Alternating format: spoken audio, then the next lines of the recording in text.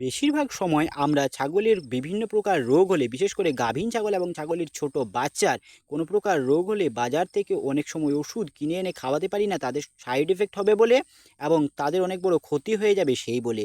কিন্তু এই সমস্ত কঠিন রোগগুলোর ওষুধ আমরা প্রকৃতিতেই পেয়ে যাই, যাদের কোনো সাইড এফেক্ট নেই এবং যা আমরা বিনামূল্যে পাই। সেরকমই আমি আমার খামারে প্রতিনিয়ত ব্যবহার করে চলেছি 5টা ভেষজ পাতা সম্বন্ধে জানাবো আজকের এই ভিডিওটিতে, যাদের কোনো সাইড এফেক্ট নেই এবং যা আমরা বিনামূল্যে পাই। এবং আমি বলতে পারি এই সমস্ত ভেষজ পাতাগুলোর গুণাগুণ বাজারে কিনে আনা ওষুধের চাইতে অনেক গুণে ভালো এবং অনেক তাড়াতাড়ি এগুলো কাজে দেয়। ছাগল খামারে অতি ব্যবহৃত ভেষজ পাতাগুলোর মধ্যে নিম পাতার স্থান সর্বাগ্রে।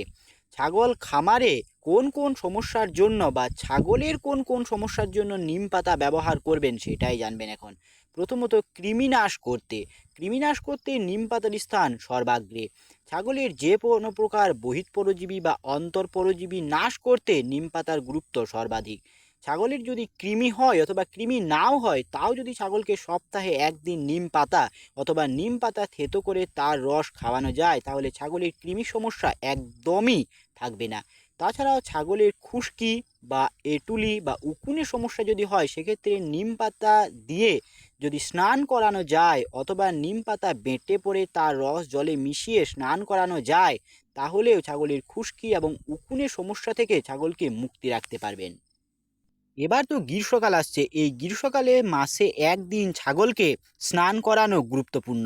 তাই এই সময় ছাগলকে যদি 500 গ্রাম নিম পাতা জলে ভালো করে ফুটিয়ে সেই জলটা ঠান্ডা করে ছাগলকে স্নান করানো যায়, তাহলে ছাগলের শরীর থেকে দুর্গন্ধ, ছাগলের যে কোনো প্রকার ঘায়ের সমস্যা, ছাগলের খুশকির সমস্যা, উকুনের সমস্যা, সব কিছু থেকে ছাগল রেহাই পাবে। ছাগল খামারে জীবাণুনাশক হিসাবে নিম পাতা স্প্রে করতে পারেন। সেক্ষেত্রে নিম পাতা জলে ফুটিয়ে সেই জল দিয়ে ছাগল খামার স্প্রে করতে পারেন। দেখবেন মশা, মাছি এবং কোনো প্রকার জীবাণু ছাগল খামারে থাকবে না, ছাগল খামার জীবাণুমুক্ত হয়ে যাবে।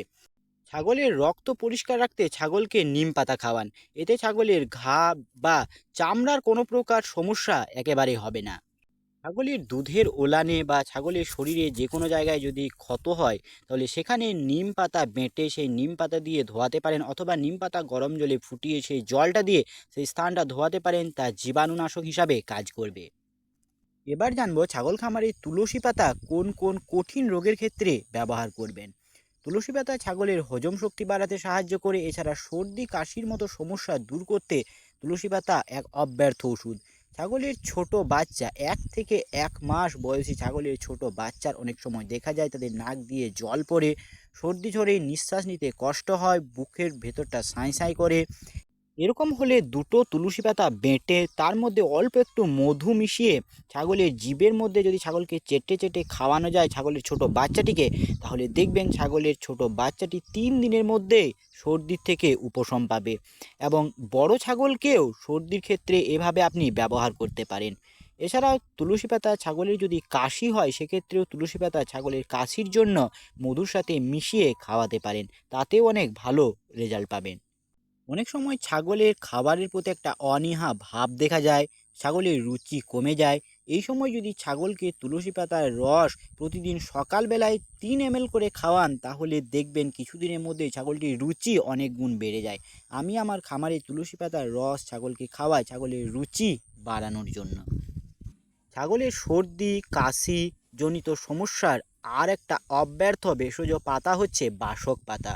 দুটো বাসক পাতা বেটে নিয়ে তার রস যদি ছাগলকে খাওয়ান, তাহলে দেখবেন ছাগলের যতই পুরনো কাশি থাক না কেন বা যতই সর্দি লাগার ধাত থাক না কেন, বাধ্য হবে ঠিক হতে। প্রতিদিন সকালবেলায় যদি ছাগলকে খাওয়ান অন্তত 7 দিন, তাহলে দেখবেন ছাগলের কাশি এবং সর্দির জনিত সমস্যা থেকে ছাগল মুক্ত পাবে।